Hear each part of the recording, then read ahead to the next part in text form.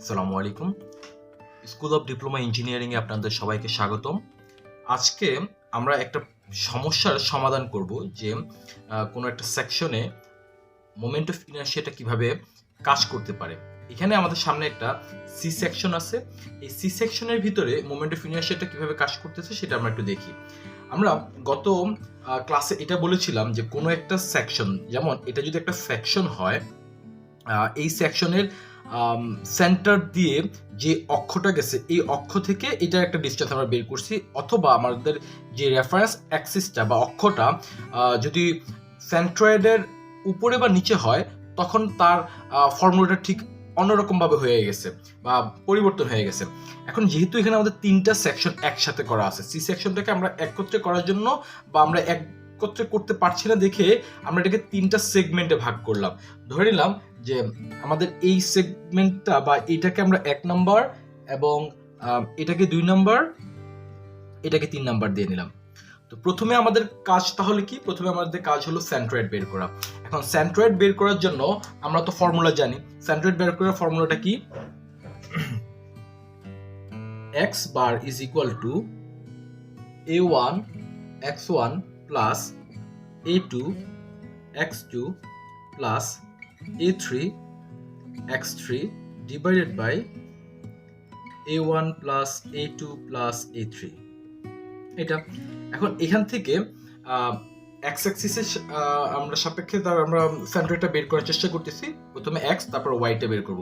তো a1 বলতে বোঝাচ্ছে এটার এরিয়া। তাহলে a1 টা আমরা এখানে এই পাশে লিখে নেই। এরিয়া 1 কত? এরিয়া 1 হলো এখান থেকে দেখা যাচ্ছে এটা থিকনেস 5 এবং এটা হলো 50 এবং 5 5 করে 10। তাহলে 50 আর 10 হলো 60। তাহলে আমি এটা এরিয়া বলতে পারি 5 × 60। তার মানে টোটাল এরিয়া দাঁড়াচ্ছে এটার 300 সেন্টিমিটার স্কয়ার। যেহেতু আমি এটার x বার নির্ণয় করতেছি, তার মানে আমার বরাবর অর্থাৎ এখান থেকে এতটুকু, অর্থাৎ আমার এটার থিকনেস ছিল 5 সেন্টিমিটার। 5 সেন্টিমিটার অর্ধেক হবে আমাদের x1। তাহলে x1 হবে কত? 5/2 is equal to 2.5 সেন্টিমিটার। একই রকম ভাবে আমি চাইলে এখানে y1 টা বের করে ফেলতে পারি। কি কেন? কারণ আমাদের একটু পরেই বের করতে হবে y বার। তো y বারের ফর্মুলাটা ঠিক এরকম ভাবে a1 y1 plus a2 y2 plus a3 y3 এবং এটা হবে a1 plus a2 plus a3। ওকে, তাহলে y1 টা কত হবে? y1 হলো আমার, এটা হলো y পার্ট, তাহলে এটার অর্ধেক, তাহলে এটা হলো 60 ডিভাইডেড বাই 2 সমান 30 সেন্টিমিটার। একই রকম ভাবে আমরা a2 এর ক্ষেত্রে বের করি। তাহলে a2 হলো কোনটা? আমরা এই টুকরে a1 এর মধ্যে নিয়ে গেছি, তার মানে এখান থেকে এটা হবে আমার a2। তাহলে a2 যদি হয় এটা পুরোটা হলো 30, 30 থেকে 5 বাদ দিলে থাকে হলো 25। তাহলে 25 × 5 তাহলে 25 × 5। তাহলে 25 × 5 যদি করি তাহলে আসে 125 সেন্টিমিটার স্কয়ার। তাহলে x1 কত হবে? x1 হবে 25 এর অর্ধেক, সরি x2 হবে, x2 যেটা হবে, যেহেতু আমি এইখান থেকে শুরু করতেছি তাই না, তাহলে এইটা যোগ হবে এইটুক, তার মানে আমার x2 হবে এইটা প্লাস 5 বা 5 প্লাস এটার অর্ধেক, তাহলে কত আসতেছে? 17.5। এবং y2 কত আসতেছে? y2 এটার অর্ধেকই আসবে 5/2, তার মানে থাকতেছে 2.5 সেন্টিমিটার। এবং আমরা দেখব হলো আমাদের এরিয়া 3 তাই না।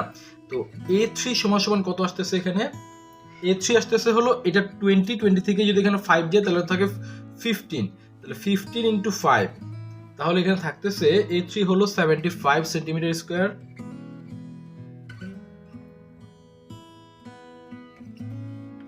এবং x3 হবে কতটুকু? এখান থেকে এটা হলো 5 যোগ 15 অর্ধেক, তাহলে এখানে 7.5 যোগ 5 তার মানে 12.5 সেন্টিমিটার। আর এটা হলো কি? y3। তাহলে y3 টা হলো মূলত এইখান থেকে এতটুকু পর্যন্ত। সো এখান থেকে এটুকু পর্যন্ত আমার কত? 50 55, তাহলে 55 আর 5 এর অর্ধেক, তাহলে y3 হবে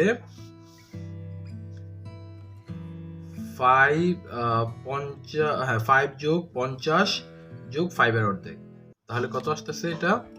এটা আসতেছে আমার 57.5 সেন্টিমিটার। এখন এই যে মানগুলো পাইছি, এই মানগুলোকে যদি আমি এখানে বসায় দেই, তাহলে আমি যে মানটা পাবো সেটা হলো কি, আমার সেন্ট্রয়েডের মানটা পেয়ে যাব। সেন্ট্রয়েডের মান মানে আমি একটা রেফারেন্স অক্ষ পেয়ে যাব, ওই অক্ষ থেকে আমি আমার মোমেন্ট অফ ইনারশিয়া বের করে ফেলবো।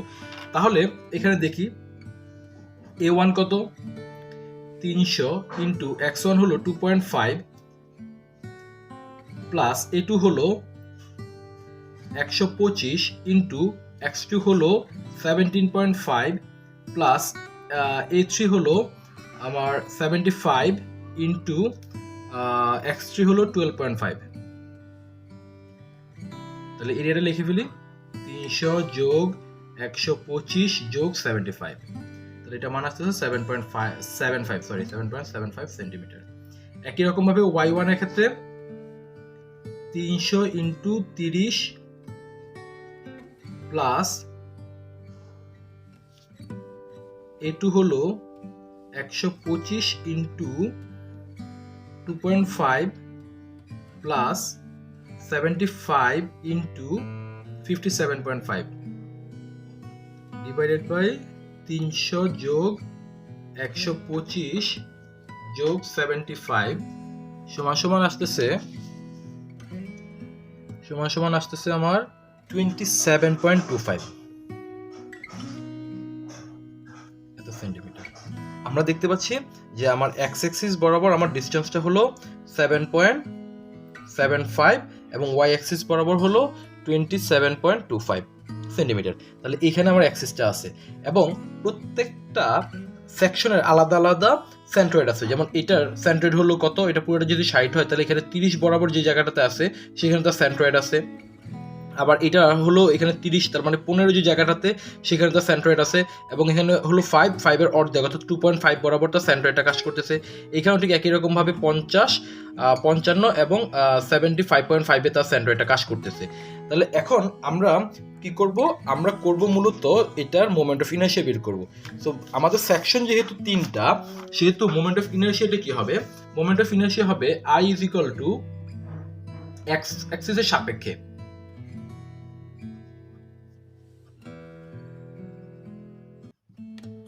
এক্স অ্যাক্সিসের সাপেক্ষে আমরা বের করতেছি ix সমান হবে ix1 plus ix2 plus ix3। তাহলে ix1টা হলো কোনটা, এটার জন্য।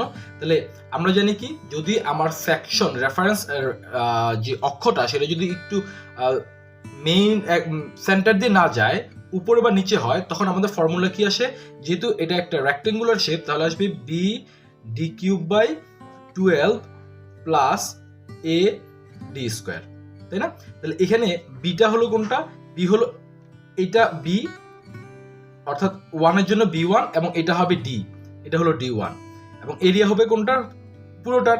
আর d1 কোনটা বা d2 d স্কয়ার বলতে কি বোঝাচ্ছে, d স্কয়ার বলতে বোঝাচ্ছে এই যে আমার এটা ছিল কি, এই সেকশনের সেন্টার ছিল এটা, তাহলে এই সেকশনের সেন্টার থেকে বর্তমানে আমার সেন্টারটা সরে আসছে কতটুকু, এই যতটুকু সরে আসছে এই অংশটাকে আমরা ডি বলতেছি। এটা ফর্মুলাটাকে লিখে নিই, plus b2 d2 square cube divided by 12 plus a2 d square, d2 ও লিখতে পারি, এখানে d1 d2 ও লিখতে পারি, plus b3 d3 cube divided by 12 plus a3 d3 square. এখন আমরা মানগুলো লিখে ফেলি যে কিভাবে আসতেছে। তাহলে b কোনটা, এখান থেকে এতটুকু হলো 5 প্লাস d হলো এটা পুরোটা হলো কত 60 কিউব, সরি এটা প্লাস না, এটা গুণ, multiplication, divide by 12 plus area. তাহলে a1 এর এরিয়া কত পাইছি আমরা, 300, ইনটু এই d1টা হবে কত, আমার টোটাল সেন্ট্রয়েড বের হইছে কত, এক্স অ্যাক্সিসের সাপেক্ষে। এক্স অ্যাক্সিসের সাপেক্ষে আমার এক্স অ্যাক্সিস কোথায় আছে, এখানে আছে না। সো এক্স অ্যাক্সিসের সাপেক্ষে আমার সেন্ট্রয়েডটা কত আসতেছে, এক্স অ্যাক্সিসের সাপেক্ষে আমার সেন্ট্রয়েড আসতেছে, এই সেকশনের সেন্ট্রয়েড ছিল হলো 30 মাইনাস, আমি যে সেন্ট্রয়েডটা বের করছি সেই সেন্ট্রয়েডের মান আসছে হলো 27.25 স্কয়ার। ওকে, তাহলে এটা গেল আমাদের প্রথম সেকশনের জন্য। 2 নম্বর সেকশনের জন্য কি আসবে? 2 নম্বর সেকশনের জন্য ঠিক একই রকম ভাবে 2 নম্বর সেকশন হলো এটা। এখানে বি এর মান হলো আমার 25 ইনটু ডি হলো 5 কিউব ডিভাইডেড বাই 12 প্লাস আমার এরিয়া ছিল কত? A2 এর এরিয়া ছিল 125 ইনটু আমার সেন্ট্রয়েডটা কোথায় আছে? সেন্ট্রয়েডটা আছে হলো 27 দূরে, আমার এক্স অ্যাক্সিসটা আছে 27 পয়েন্ট দূরে। এখন আমার এটার সেন্ট্রয়েড কত? 2.5 না? তাহলে এটার সেন্ট্রয়েড ছিল 2.5 মাইনাস 27.25 তারপর স্কয়ার। ঠিক একই রকম ভাবে 3 নম্বরের জন্য কত আসবে? আমাদের এটা বি এর মান হলো 15 into 5 cube divided by 12 plus A3 হলো 75 ইনটু এখান থেকে এটা হলো 55 57.5, তাহলে 57.5 minus 27.25 square. 237,885.2 5.42 centimetre to the power 4। এটাই হলো আমার আনসার। তার মানে আমরা যখন একাধিক সেকশন থাকবে এই ধরনের প্রবলেমগুলো করার জন্য আমাদের প্রথমে সেন্ট্রয়েড বের করে নিতে হবে।